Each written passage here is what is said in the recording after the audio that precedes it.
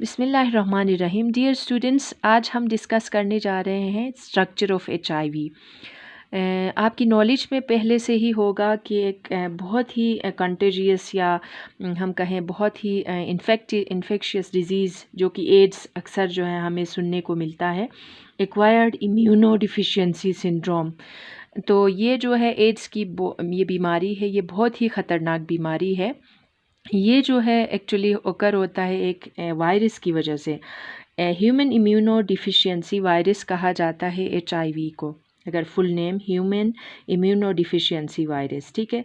सो ये डायरेक्टली जो है ये इम्यून सिस्टम के ऊपर अटैक करता है, तो दैट्स वाई जो है इसको ह्यूमन इम्यूनो डिफिशिएंसी वायरस कहा जाता है। सो एड्स के बारे में अगर हम हिस्ट्री थोड़ा बहुत जानने की कोशिश करेंगे कि फॉर द फर्स्ट टाइम जो है कुछ फिजिशंस ने जो है 1980s में ये यंग मेल्स के अंदर जो है ये रिपोर्ट किया कि एड्स के जो है बहुत ही सिम्टम्स नज़र आए, यानी severe pneumonia, fever, fatigue, rare vascular cancer, continued pain, itchy rashes, night sweats आते थे, कफ, फ्लू। ऐसे पेशेंट्स में सडन वेट लॉस को देखा गया, स्वॉलन लिम्फ नोड्स नज़र आए, परसिस्टेंट डायरिया नज़र आया और general loss of immune functions. ये बहुत सारे सिम्टम्स एक साथ जो है यंग मेल्स के अंदर नज़र आए। सो इन यंग पेशेंट्स को उन यंग सारे जितने भी पेशेंट्स थे, ये रिपोर्ट भी किया गया कि ये सारे होमोसेक्सुअल्स थे। इसके कुछ अरसे बाद जो है इस डिज़ीज़ को फिर नॉन होम यानी होमोसेक्सुअल पेशेंट्स के अंदर भी डिस्कवर किया गया, जिनको ब्लड ट्रांसफ्यूजन्स या ब्लड के प्रोडक्ट्स दिए गए थे, उनमें भी नॉन होमोसेक्सुअल्स के अंदर भी जो है ना ये पाया गया ये डिज़ीज़। तो 1984 में जो है इस डिज़ीज़ को काज करने वाला एक एजेंट जो कि इस चीज़ को यानी आइडेंटिफाई किया गया फॉर द फर्स्ट टाइम, ये कहाँ पे, एक इंस्टीट्यूट जैसे फ्रांस में एक national institute of health USA के अंदर है, पास्चर का एक इंस्टीट्यूट है। पास्चर जो कि हम सबको की नॉलेज में है कि उन्होंने for the first time vaccines वगैरह उनके ऊपर बहुत एक्सपेरिमेंटेशंस किए थे।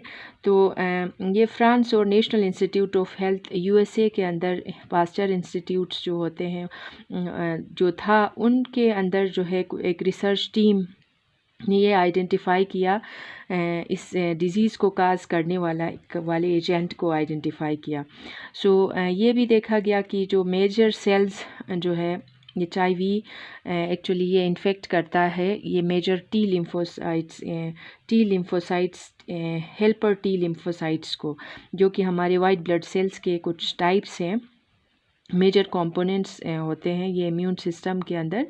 तो HIV इन्फेक्शन को जैसे ही किसी भी होस्ट के अंदर जो है HIV इन्फेक्शंस जब नज़र आए, तो इसकी वजह से जो है ये टी हेल्पर सेल्स थे हमारे इम्यून सिस्टम के अंदर, तो वो उनकी कमी को देखा गया, यानी वो कम होते गए और वो इम्यून सिस्टम के अंदर इन्फेक्टेड पर्सन्स के इम्यून सिस्टम के अंदर हेल्पर टी लिम्फोसाइट्स की कमी की वजह से जो है वो ससेप्टेबल हुए वो पेशेंट्स, यानी बहुत सारे अपॉर्चुनिस्टिक इन्फेक्शंस को, ठीक है। यानी इम्यून सिस्टम में टी हेल्पर सेल्स जो कि मेजर रोल प्ले करते हैं हमें इम्यून सिस्टम प्रोवाइड यानी इम्यूनिटी देने में, अगर वो कम होंगे तो बहुत सारे दूसरे डिजीज़ ओकर होने हो सकते हैं एक इंडिविजुअल के अंदर। तो सेल्स जो है ये सेंट्रल नर्वस सिस्टम है, उनके सेल्स को भी जो है HIV इन्फेक्ट करता है। और रिसेंट स्टडीज़ के मुताबिक HIV की वजह से ये भी रिवील हुआ है कि वायरस जो है ये इन्फेक्ट करता है और मल्टीप्लाई होता है मंकीज़ के अंदर भी, ठीक है। लेकिन उन मंकीज़ के अंदर डिज़ीज़ जो है ये सच नहीं पाया गया है।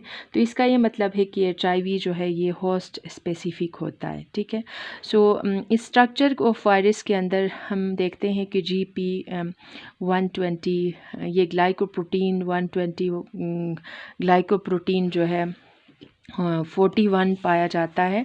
और इसके आउटर साइड पे जो है ना ये लिपिड मेम्ब्रेन होता है, कैप्सिड्स होते हैं और आरएनए, और ये मैट्रिक्स पाया जाता है, एक रिवर्स ट्रांसक्रिप्टेज होता है। ठीक है, सो अगर हम थोड़ा सा जल्दी में देखते हैं कि ग्लाइकोप्रोटीन 41 का फंक्शन एक्चुअली क्या होता है। ये 120 जो डिटरमाइन करता है वायरल जो ट्रोपिज़म है, ये टारगेट सेल्स रिसेप्टर्स के साथ बाइंड होके जो है ना ये वायरल ट्रोपिज़म को डिटरमाइन करता है।